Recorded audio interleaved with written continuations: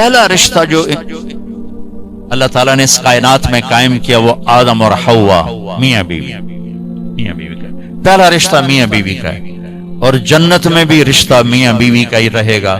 ہر آدمی اپنی بیوی کے ساتھ، ہر بیوی اپنے خامد کے ساتھ پوری جنت میں الگ الگ رہیں گے۔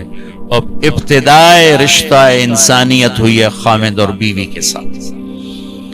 آدم علیہ السلام کو پہلے پیدا کیا، ایک پیغام دیا کہ کائنات کا نظام مرد کے گرد گھومے گا، عورت کے گرد نہیں۔ مرد الرجال قوامون علی النساء کا مطلب ہے کہ کائناتی نظام اللہ نے مردوں کے سپرد کیا ہے، اس کو چلائیں، یہ چل، عورت اس کی معاون بنے گی، مددگار بنے گی۔ اس لیے آدم علیہ السلام کو پہلے وجود بخشا، ان کا پتلا بنایا، وہ پڑا رہا، وہ خشک ہو گیا، پھر اس میں روح ڈالی، پھر ان کو کپڑے پہنائے، پھر ان کو جنت میں ڈالا۔ اللہ نے اسی طرح حوا کا پتلا بھی بنا دینا تھا، ساتھ ہی ایک گارے کی ڈھیری بنا دیتے تو حوا کا پتلا بھی۔ اب خیال فرمائیں کہ اللہ نے عورت کو پہلے دن سے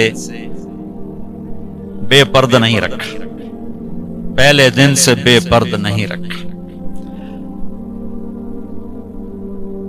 اللہ تعالیٰ کے ایک ڈھیری ساتھ حوا کی بناتے تو وہ کیا مسئلہ تھا، فرشتے ہی ہیں اور تو کوئی ہے نہیں، اور اللہ تعالیٰ ایک ڈھیری بنا کے چل بھائی آدم بن کے بن گئے، چل بھائی ہن حوا بھی بنا دے، وہ بھی بن جاندی، دونوں ہی پڑے ہوتے نہیں، ایسا نہیں کیا ہے۔ حوا کی ڈھیری نہیں بنائی،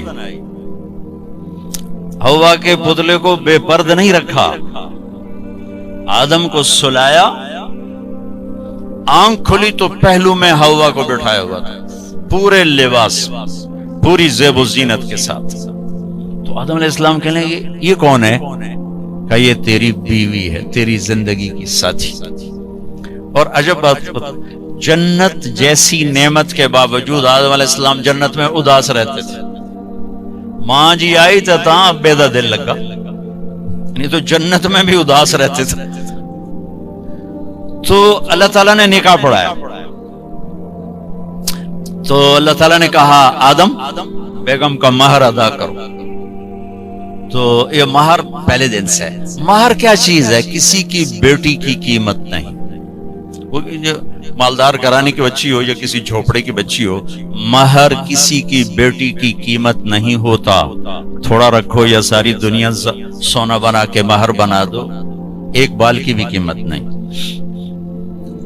مہر ایک علامت ہے، ایک علامت ہے کہ آج کے بعد اس لڑکی کا خرچہ یہ لڑکا اٹھائے گا، جب تک وہ زندہ اور یہ نکاح قائم ہے، یہ خرچہ خامد قوامون علی النساء، گھر کا نظام مرد چلائے گا، عورت گھر میں بیٹھے گی، نسل کو تیار کرے گی، تربیت کرے گی، ایک خوبصورت نسل اگلی نسل کو دے کے دنیا سے جائے گی۔ بہت بڑی جاب ہے ہماری عورت کی۔ تو اللہ نے کہا مہر ادا کرو۔ کہا جی کیا ادا کروں؟ تو کتنا سونا چاندی تھا؟ تو اللہ تعالیٰ کہتا دا من سونا انہوں چاہ کے دے۔ تو میرے رب نے کہا آدم تیری نسل میں میرے محبوب آنے والے ہیں، ان پر ایک دفعہ درود پڑھ دے، یہ تیری بیگم کا مہر۔ ابھی آپ کا تو تذکرہ ہی کوئی نہیں ہے سوائے اللہ کے، کسی کو نہیں پتا کہ میں کس کو بھیجنے والا ہوں اور کیا کرنے والا ہوں ان کے لیے، لیکن آدم علیہ السلام کو اشارہ کر دیا کہ تیری نسل میں میرا محبوب آئے گا، تو اس پہ ایک دفعہ درود پڑھ بھائی، یہ تیری بیگم کا مہر ہے۔ یہ انسانیت کا پہلا رشتہ ہے۔ والدین کے حقوق کے لیے چند آیات، اولاد کے حقوق کے لیے چند آیات، بہن بھائیوں کے حقوق کے لیے چند آیات ہیں، خاوند بیوی کے لیے سینکڑوں آیات۔ پوری سورت اتری ہے، سورہ طلاق، پوری سورت، سورہ نساء، سورہ طلاق، سورہ مائدہ میں، سورہ بقرہ میں، سورہ آل عمران میں اللہ نے سینکڑوں آیات اتاری کہ یہ رشتہ باقی رہے، کیونکہ اس میں کمزوری ہے، اہمیت کے باوجود اس میں ایک کمزوری ہے کہ ایک بول پہ ٹوٹ جاتا ہے، باقی رشتہ ٹوٹتا نہیں۔ میں اپنی ماں کا فرما بردار ہوں یا نافرمان ہوں، ماں بیٹے کا رشتہ نہیں ٹوٹتا، باپ کا باغی ہوں یا باپ کا خدمت گزار ہوں، یہ رشتہ نہیں ٹوٹتا، بھائی سے لڑا ہوا ہوں یا صلح ہے، یہ رشتہ نہیں ٹوٹتا، لیکن خاوند اور بیوی کا رشتہ ایک بول پہ ٹوٹ جاتا۔ میرے نبی نے فرمایا علی طلاق سے بچنا، جب طلاق دی جاتی ہے تو اللہ کا عرش کانپ اٹھتا ہے، اللہ کا عرش کانپ اٹھتا ہے جب بے جا طلاق دی جاتی ہے۔ ضرورت کے تحت تو طلاق رکھی گئی، لیکن جیسے آج کل کی طلاقیں ہو رہی تو اللہ کا عرش کانپ اٹھتا۔ میں اسلام آباد سے آ رہا ہوں تو وہاں ایک بچی ملی مجھے، کہا کہ مجھے طلاق ہو گئی کہ سسرال والوں کا تیرے ابے گڈی تا دیتی کو نہیں، چل واپس، اور خود وہ ڈاکٹر جی طلاق ہو گئی۔ تو اس طرح جب ظلم و ستم ہوتا ہے تو پھر اللہ کا عرش کانپ اٹھتا ہے۔ تو یہ رشتہ کیسے گزارنا ہے کہ زندگی خوبصورت ہو جائے؟ چونکہ میری بات سن لیں غور سے، آپ مالدار لوگ بیٹھے ہیں، پیسے سے آپ زندگی کو خوبصورت نہیں بنا سکتے، گھر خوبصورت بنا سکتے ہیں، گاڑی خوبصورت لے سکتے ہیں، زیور خوبصورت خرید سکتے ہیں، زندگی کی خوبصورتی کا تعلق ان چیزوں سے نہیں ہے۔ زندگی کی خوبصورتی صرف میرے نبی کی غلامی میں۔ نبی پاک صلی اللہ علیہ وسلم ایک پاکیزہ زندگی لے کر آئے، جو اس کے پیچھے چلے گا اس کی زندگی میں حسن آئے گا، جمال آئے گا، کمال آئے گا، باقی ویرانیوں کے سوا کچھ بھی نہیں۔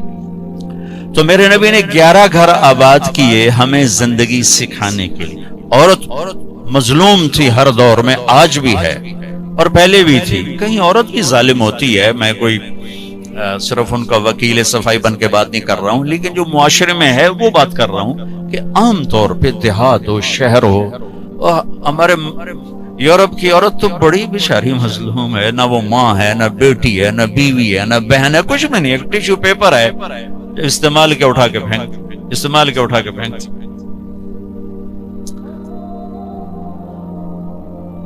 تو میرے نبی نے بھی اس کو ہائی لائٹ کیا۔ آپ تو شریعت لے کر آئے، آپ نے زیادہ اس کو ہائی لائٹ کیا۔ تو آپ نے فرمایا جس کو اللہ نے 3 بیٹیاں دی اور اس نے ان کی شادی کر دی تو جنت میں میرا ساتھی ہو جائے گا۔ تو ایک صحابی نے عرض کی یا رسول اللہ اگر 2 بیٹیوں، تو آپ نے جو 2 بیٹیوں کی شادی کرے گا وہ بھی جنت میں میرا ساتھی ہوگا۔ ایک نے کہا یا رسول اللہ اگر 1 بیٹی ہو، اللہ اس کا بھلا کرے، کسی ہوتی ایک، کہ یا رسول اللہ اگر 1 بیٹی ہوگا، جو 1 کی بھی شادی کرے گا وہ جنت میں میرا ساتھی ہوگا۔ ٹھیک، اب 10 بیٹوں کی شادی کرو تو جنت کا وعدہ کوئی، اور 1 بیٹی کی ڈولی اٹھا دو تو میرے نبی فرما رہے ہیں وہ جنت میں میرے ساتھ ایسے ہوگا، ایسے، کیوں 2 انگلیوں کا اشارہ کہ میرے ساتھ ایسے ہوگا، اس کی کمزوری کی وجہ سے کہ وہ پستی ہے۔ تو میرے نبی نے مختلف مزاج کی عورتوں سے شادی کر کے خوبصورت زندگی پیش کی، نمونہ پیش کر کے تشریف لے کے۔ بچوں سے نسل چلتی ہے، بچے باپ کی جگہ سنبھالتے ہیں اور ان کی شادی کرنے پر اجر ہے، جنت کا وعدہ کوئی نہیں۔ اور بچی پرائی نسل لے کر چلتی ہے، اپنا گھر چھوڑ کے دوسرے گھر چلی جاتی ہے، اور میرے نبی فرما رہے ہیں 3 کی کرے تو ایسے، اور 2 کی کرے تو ایسے، اور 1 کی کرے تو میرے ساتھ ایسے ہے، اور 10 بچوں کی کرے تو اجر تو ملے گا، جنت کا وعدہ کوئی نہیں۔ پھر آپ نے فرمایا جس نے اللہ کو 2، آپ کے نہ فرمایا جس کو اللہ نے 2 بہنیں دی یا 2 بیٹیاں دی، کبھی بیٹی ہوتی ہے بہن نہیں ہوتی، کبھی بہن ہوتی ہے بیٹی نہیں ہوتی، اور اس نے ان کی شادی کی اور ان کا حق ادا کیا تو وہ جنت اس پہ واجب ہو گئی، جنت اس پہ واجب ہو گئی۔ حق ادا کرنے کا کیا مطلب ہے؟ ہمارے پورے بر صغیر میں دنیا کا تو پتہ نہیں ہے، بہنوں کو کچھ نہیں دیا جاتا، صرف جہیز دیا جاتا ہے۔ پنجاب ہو، سندھ ہو، بلوچستان ہو، سرحد ہو، ہر جگہ بہن کو، بہت کم لوگ ہیں جو بہنوں کو باپ کی وراثت میں سے پورا حصہ دیتے ہیں، ورنہ بھائی کھا پی جاتے ہیں۔ ہمارے ہاں تو زمیندار جیلی انگوٹھے لگا کے زمین پہ قابض ہو کے بیٹھ جاتا، دینا ہی سوال ہی نہیں پیدا ہوتا۔ اور میرے رب نے جب قرآن اتارا تو بیٹی کی وراثت پہلے بیان کی، بیٹے کی وراثت بعد میں بیان کی۔ یہ عجیب بات ہے، یہ عرب کا دستور تھا کہ بچی کو کچھ نہیں ملتا تھا، سارا بیٹے کا۔ ہندی ثقافت میں بچی کے لیے کچھ نہیں، سب بیٹے کا ہے، بچی کے لیے جہیز ہے بس۔ میرا نبی جو دین لائے اور عرب کا جو ماحول تھا وہ یہ تھا سب کچھ بیٹے کا، تو قرآن یوں سوال اٹھاتا تو پھر بیٹی کو کیا ملنا چاہیے؟ یوں سوال اٹھاتا نا، تو اللہ کہتا بیٹی کو بیٹے کا آدھا ملنا چاہیے۔ لیکن اللہ نے جب قرآن اتارا تو ایسا خوبصورت انداز میں اتارا کہ اللہ نے یہ سوال اٹھایا کہ بیٹے کو کتنا ملنا چاہیے۔ بیٹے کو تو مل ہی رہا تھا پہلے، لیکن اب قرآن کی آیت میں پیش کرتا ہوں۔ قرآن نے یوں سوال اٹھایا کہ بیٹے کو کتنا دیا جائے گا، جیسے بیٹے کا حق ہے ہی کوئی نہیں، بیٹے کو کتنا ملے گا؟ تو اللہ نے کہا للذکر مثل حظ الانثیین، جتنا ہم نے دو بیٹیوں کا حق رکھا ہے اتنا ایک بیٹے کو دے دیا جائے۔ حالانکہ ماحول کے مطابق ہونا چاہیے تھا جتنا ہم نے بیٹے کا حق رکھا اس کا آدھا بیٹی کو دے دیا جائے۔ میرے رب نے کہا جتنا دو بیٹیوں کا ہم نے حق رکھا ہے وہ ایک بیٹے کو دے دیا جائے۔ پورے عرب کی تہذیب پر ہتھوڑا چلایا کہ جس پیٹ سے بچہ نکلا اسی سے تو بیٹی نکلی، جس چھاتی کا دودھ بیٹے نے پیا اسی کا تو بہن نے پیا ہے، اسی کا تو بیٹی نے پیا ہے، جس چھت کے نیچے بچہ پروان چڑھا اسی کے نیچے تو بچی پروان چڑھی، جس گود میں بیٹا پروان چڑھا اسی گود میں تو بیٹی کھیل کے پروان چڑھی، اور دوسرے گھر جا کر تم نے اس کا حق اڑا دیا۔ چور چوری کرے تو پکڑ کے تھانے دیتے ہو، یہ جو سارے بھائی چور بیٹھے ہیں ان کو پکڑ کے تھانے کیوں نہیں دیتے ہو؟ جنہوں نے اللہ کی شریعت کو یوں مذاق اڑا کے رکھ دیا۔ میں ریمنڈ جب پڑھتا تھا تو میں اپنے استاد صاحب جن سے میں نے قرآن کی تفسیر پڑھی ان کے لیے شہد کی بوتل لے کر 10 روپے کی شہد کی بوتل اپنے باغ سے میں نے اتروایا، میں نے پیش کیا کہ استاد جی آپ کے لیے شہد لایا ہوں۔ کہنے لگے کہاں سے لائے ہو؟ میں نے کہا جی میرے اپنے باغ کا ہے۔ اب آپ سوال پہ غور کرو۔ فرمایا تیرے باپ نے اپنی بہنوں کو وراثت میں سے حصہ دیا تھا؟ تیرے باپ نے اپنی بہنوں کو تمہارے دادا کی وراثت میں سے حصہ دیا تھا؟ میں نے کہا جی اللہ کا بڑا شکر ہے میرے باپ کی بہن ہی کوئی نہیں تھی، جے ہوندی تا کدی نہ دیندے۔ کون دیندا؟ جے ہوندی تا کدی نہ دیندے۔ میں نے کہا جی شکر ہے 2 ہی بھائی تھے انہی کی ساری زمین ہے وراثت ہے، میرے ابے کی بہن ہی کوئی۔ اچھا تو تیرے دادا نے اپنی بہنوں کو حصہ دیا تھا؟ میں کہا میں جمعیا ہی کوئی نہ ہوں، میرے کو کی پوچھی جانتے ہو دادے دیتا ہے کہ نہیں دیتا؟ اتنی ریسرچ کے بعد ایک 10 روپے کی شہد کی بوتل مجھ سے قبول فرمائی۔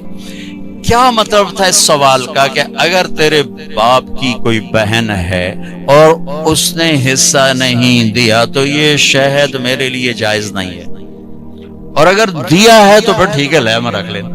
جب میں نے تسلی دی جناب میرے ابے دی کوئی بہن کوئی ہیں 2 بھرا ہیں بس اور کچھ، میں کہا اچھا ٹھیک ہے اب رکھ دو۔ اللہ نے اتنا حق رکھا چونکہ کھا جاتے تھے دیتے نہیں، اور آج بھی یہی دستور ہے کہ بیٹی کے لیے کوئی جہیز ہے باقی کچھ بھی نہیں۔ مجھے آپ کے شہروں کا نہیں پتا، میں اپنے دیہات کی بات کر رہا ہوں، ہمارے دیہاتوں میں نہیں دیا جاتا، ظلم و ستم ہے۔ پھر یہی میرے نبی نے فرمایا بیٹی کا پیدا ہونا عیب تھا عرب میں، تو میرے نبی نے فرمایا اللہ نے جس کو پہلی بیٹی دی بیٹا نہیں دیا اور اس نے خوشی کا اظہار کیا تو آسمان سے ایک فرشتہ اترتا ہے جو بچی کے اوپر اور بچی کی ماں پر اپنے پر پھیلا دیتا ہے، زمرد کے پر ہوتے ہیں، اور وہ کہتا ہے جو تم دونوں پہ خرچ کرے گا اللہ اس کا ساتھی ہو جائے گا، جو تم دونوں پہ خرچ کرے گا اللہ اس کا ساتھی ہو جائے گا۔ یہی جب بیوی بنتی ہے پرائے گھر جاتی ہے تو میرے نبی نے فرمایا اس کائنات کی مختصر سی زندگی ہے اور یہ مختصر سا ساز و سامان ہے، اور اس کائنات کی سب سے اعلیٰ ترین چیز وہ نیک بیوی ہے۔ اس کائنات کی سب سے اعلیٰ چیز نیک بیوی ہے، اور آپ نے فرمایا خیرکم خیرکم لأہلہ، اعلیٰ درجے کا مسلمان وہ ہے جو بیوی سے حسن سلوک کرتا ہے۔ اور پھر آپ نے فرمایا انا خیرکم لأہلی، اور میں تم سب میں سب سے زیادہ اپنی بیویوں کے ساتھ